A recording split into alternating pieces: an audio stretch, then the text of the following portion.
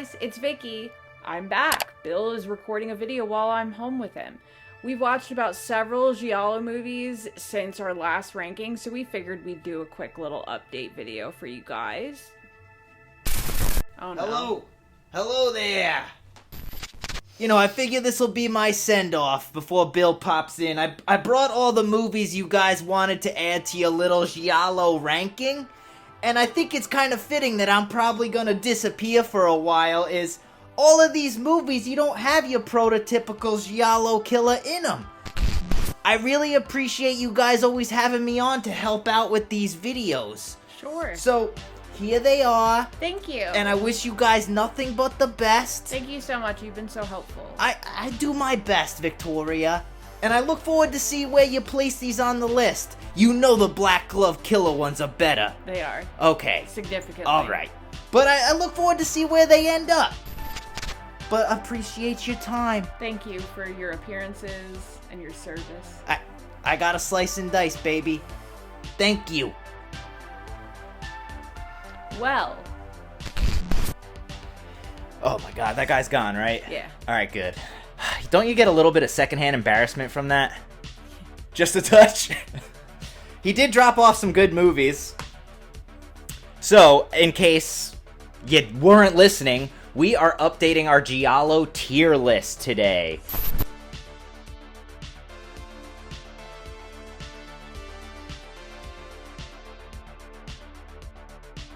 If you do like this video, we have a bunch of other lists and whatnot that I'll show the thumbnails for here, and I'll list all those in the description below, just so you can see how we got to where we are today.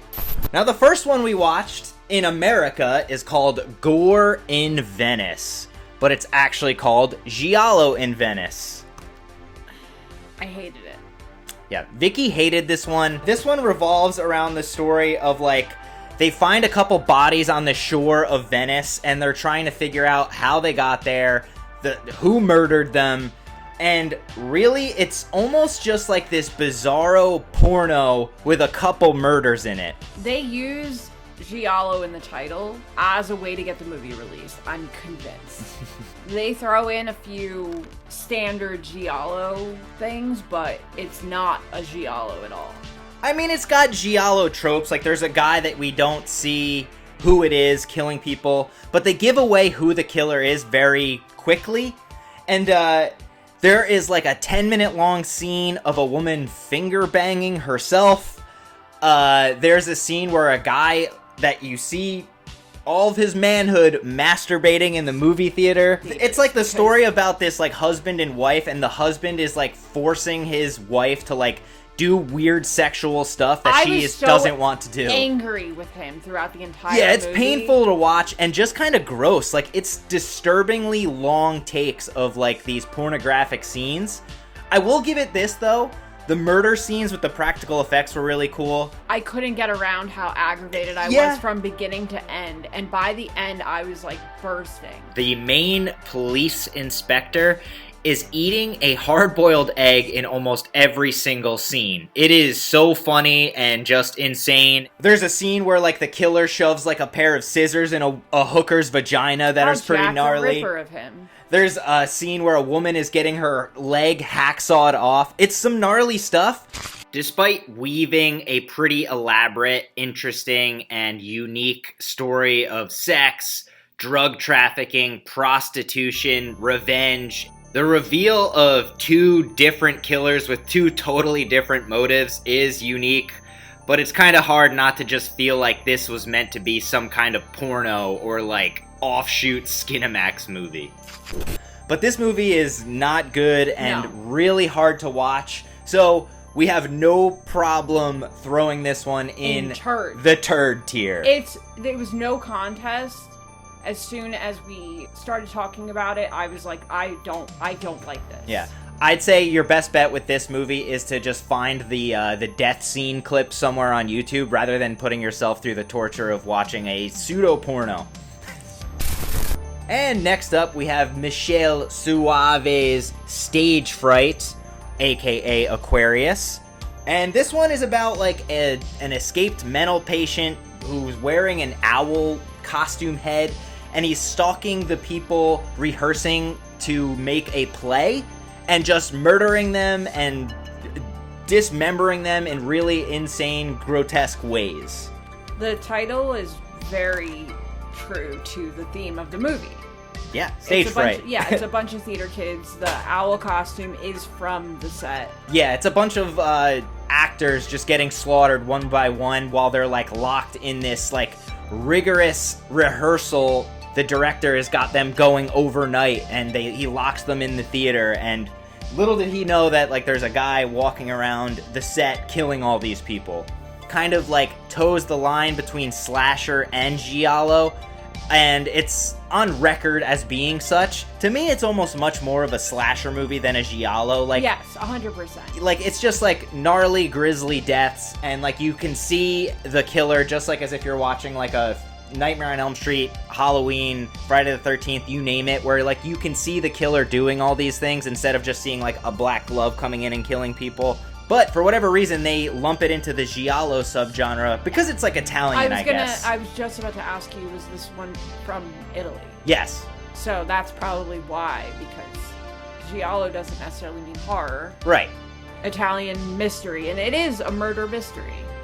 Red But, herrings, yes, that whole the bit usual. are still a part of it. But despite it being more of a slasher, I am going to put Stagefright in Remarkable because I think it's just an awesome movie, great kills, fun red herrings, fun to follow around, and it's just like watching like an 80s slasher movie, which I love. So I have no problem putting it in there.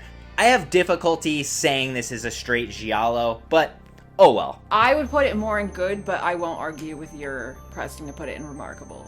Next up, we have Dario Argento's The Stendhal Syndrome. Ugh. Yikes.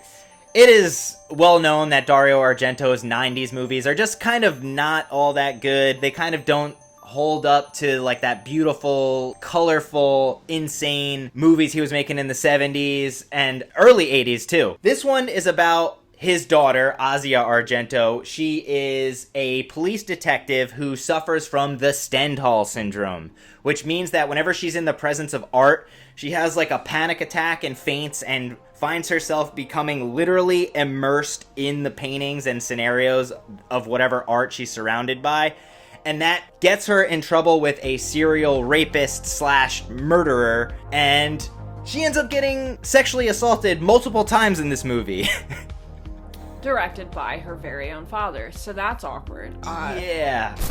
It is kind of bizarre that Argento would direct his own daughter to be brutalized like that, and it's kind of off-putting while you're watching it, but I can appreciate how dark this movie is. It just kind of is a little predictable. Yes, and because even I was guessing ending points. Yeah. And that's bad. It's normally his move to do that. And the CGI is just so bad. It's like watching Virtuosity or like, oh my, or just any movie from the early 90s before CGI was like totally perfected. It's just bad. And the death scenes and blood and guts and stuff are just like nothing to shout about. It just reminds me of almost like Argento's version of High Tension. Yeah. At least at the end. And so that is a bit of a spoiler. I don't mind Dark and Twisted by any means, No. as long as it's entertaining, which Yeah. this really wasn't. Like you said, is it's kind of predictable and boring. Yeah. I was bored. I like Bleak. I like Dark and Twisted sometimes. It just didn't do it for me either. I say we stick this one in meh. Okay. Because I didn't hate it, and I liked the twist ending, even though it was predictable. And it's kind of, I always will kind of like a woman getting revenge sort of plotline, even though that's like such a small part of this film. It's just not that great. No. But it's not the worst movie either. It's not Giallo in Venice. So no. The next batch of films I got are from the complete Umberto Lenzi, Carroll Baker Giallo collection. A very different kind of Giallo movie, all four of them really. It's not your typical black glove, mysterious killer in these ones. No, heavy on the mystery. More of like a psychological mystery thriller than like just straight like murder.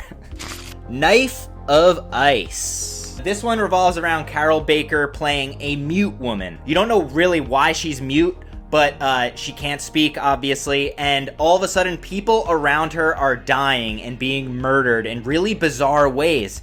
And you can't help but keep thinking to yourself, this poor woman, there's nothing she can do to, like, alert the authorities, to get help. She can't talk to anybody. She just kind of, like, touches the phone. She does like Morse code, taps on the phone. And sure enough, she started tapping on the phone. I was like, this is the one I do remember. This one has like a lot of really cool and weird, interesting characters in it. There's like this hippie heroin dealer guy who worships the devil, who has these like crazy spotty eyes, brownie looking eyes. They're insane.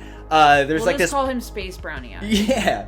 There's like a weird butler who's like really stoic and like scary looking. Red herrings. And lots of like fog used to make it like kind of creepy. But spoiler alert for this one, you feel so bad for Carol Baker in this one, and in the end it turns out that she's the one who has been like murdering all these people. Alert. Yeah. And it's just it kind of throws you through a loop. You're like, holy shit, no wonder why they're all connected to her.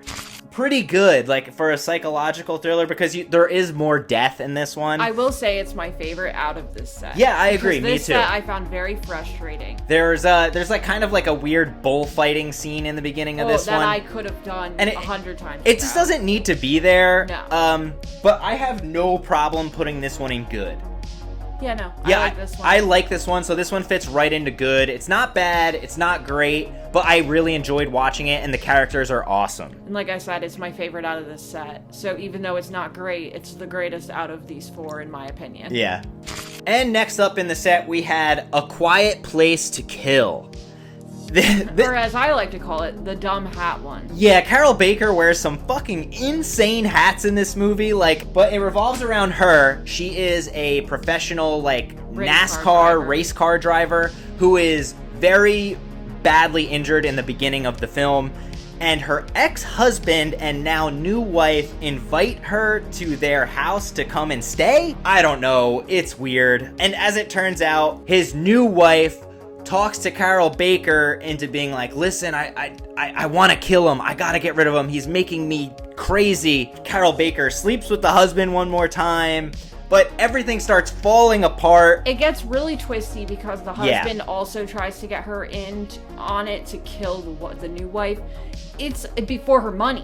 Everyone is essentially trying to lure Carol Baker into their twisted web of things, and she's like, I'll take your money. Everyone is trying to, fuck one another over. Think the movie... If not fuck each other in the process. Yes, too. That as well. So think Wild Things, except in the 70s. And then, people start accidentally dying, and they have to cover up the death, and people have filmed the one wife dying with Super 8, so they're trying to make sure they get a hold of that. And then there's a woman's daughter comes into play, and the husband ends up sleeping with the daughter. It's very entertaining and lots of twists, which I always kind of enjoy. Who's gonna find out who killed who? It's crazy. There's also the wacky police element where the cops are kind of useless, but it turns out he's a judge or something. It's insane, bizarre, and very cool locations in this film. I'm not sure if it's Spain or what have you, but it's a cool seaside town and very nice to look at. Would you say you'd put this one in good? No. No, we're gonna put this one in meh? Yeah. Okay, so this one's gonna end up in meh. I don't mind it so much, but I want to compromise with her because she let me put Stagefright in remarkable. It's okay. If you like a lot of twists and turns, and just if you liked Wild Things, honestly, it's very similar, just obviously taking place in the 70s, the same kind of vibe there. So Sweet, So Perverse.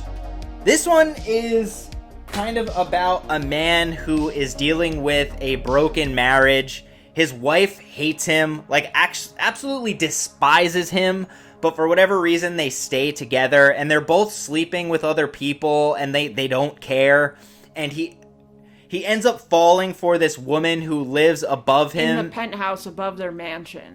They end up falling in love with each other. And as it turns out, the wife actually is a little bit jealous of Carol Baker. And Carol Baker has this weird guy that she's been seeing who she's scared of. And as it turns out, spoiler alert again, the wife and Carol Baker are working together to murder the husband to steal his money. But also, plot twist. the guy who's hurting Carol Baker is actually her partner. So it's all like an elaborate plot to kill the husband, and you start learning all this stuff little by little as the movie goes on. The husband ends up getting killed, and it just becomes like, did he actually die? We're not sure if he's actually dead. There's a car where they put a body in it. This one is a decent time. It's just kind of boring. It seems like there's a lot of these movies like they're all similar in that there's like a weird sex triangle and like someone's trying to hurt the other one or like fuck them over in some way.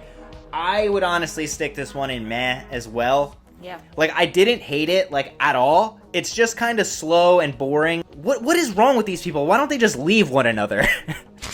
And the last one from this set was Orgasmo, which is known as Paranoia in America, in case you're looking for it. And there's another movie in this, I can't remember which one it was, that's actually called Paranoia in Italy. Yeah. But in America, it was the other title that we've given. Yeah. It got really confusing. Yeah. All the Carol Baker, Umberto, Lenzi ones are on Shudder if you want to check them out.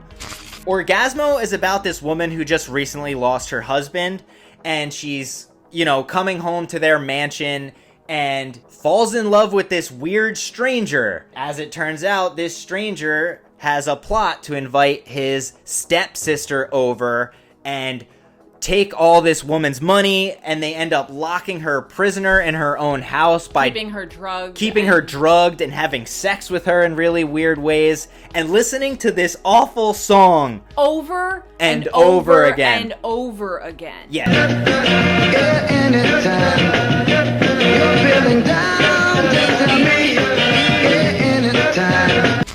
The irony in this is that the song they kept playing over and over again as a form of torture against Catherine was Carol Baker's character. They play again in So Sweet, So movie, Perverse. Yeah. And we both heard it and looked at each other. We were like, oh my god, this song again. They psychologically torture this woman to the point where, like, they want her to die, and, like, they stage this whole thing where they want to make it look like she accidentally commits suicide. Her lawyer gets involved, and they convince her that the lawyer is dead, and then as it turns out, the lawyer has been working with this fucking annoying, frustrating couple the whole time, and he ends up throwing Carol Baker over, like, the banister, and she dies. Same. Oh my god, I want to kill these people. So, like, you kind of feel what Carol Baker is going through in this film. My review of Orgasmo on Letterboxd is all caps, leave Catherine alone already, Jesus. Yeah. Because I was like, when does it end? It does have some cool twists, though. Like, finding out the brother and stepsister are sleeping together is crazy. That they're actually a couple. Yeah. Finding out that the lawyer is involved with them was crazy, and then having him actually put the nail in Carol Baker's coffin. But then you get more twists. As they're starting to, like, take all Carol Baker's assets, that you find out that Carol Baker actually was the one who killed her husband to begin with. So, uh-oh. And what's funny about this one and Giallo tropes in general is there's a lot of movies where they end where people die in just head-on car crashes. This one follows suit. Yeah, yet another. Yeah. It happened and we were like, of course. What do you say we throw Orgasmo in woof? Sure. It is so frustrating that it's hard to watch, and I found myself just, like, wanting to kick the screen to try and hit these people. Yeah, and imagine how I felt, because this is the first of 4 nights in a row that we were going to be watching these movies. So what did you want to call them all, like you said? Convoluted. Convoluted? It gets to the point, they are all so similar. Yeah. It's just slight touches, slight details that are changed, but they are virtually all the same movie. They are all, like, psychological thrillers starring Carol Baker, directed by Umberto Lenzi, so they all feel very similar. The biggest difference is the 50-50 flop. There's 50% chance that she is in on it the whole time. Yeah. 50% or chance she's that murdered. She is absolutely unknowing and these people are genuinely trying to kill her and she has no clue about it. They are fun, but I much prefer, like, the slice and dice of your typical Giallo. Alright, guys. So these are all the Giallo movies we just added to our tier list. What do you think of these movies? A lot of them are available to watch on streaming if you do want to check them out. I think out of all of them, there's like 3 that I'd be like, must see. But the rest are kind of whatever. So our apologies if this is kind of more on the negative scale. But hey, we're trying to watch as much Giallo as possible. We don't mean to be on the negative side of things. We're just being honest. Yeah. And like I said earlier, if you want to see how we got this list to where it is before we added these, check out our other Giallo videos in the description as well. And we appreciate you guys so much for always watching our videos, silly or not. Until the next video, you guys, we love you all very much. And adios.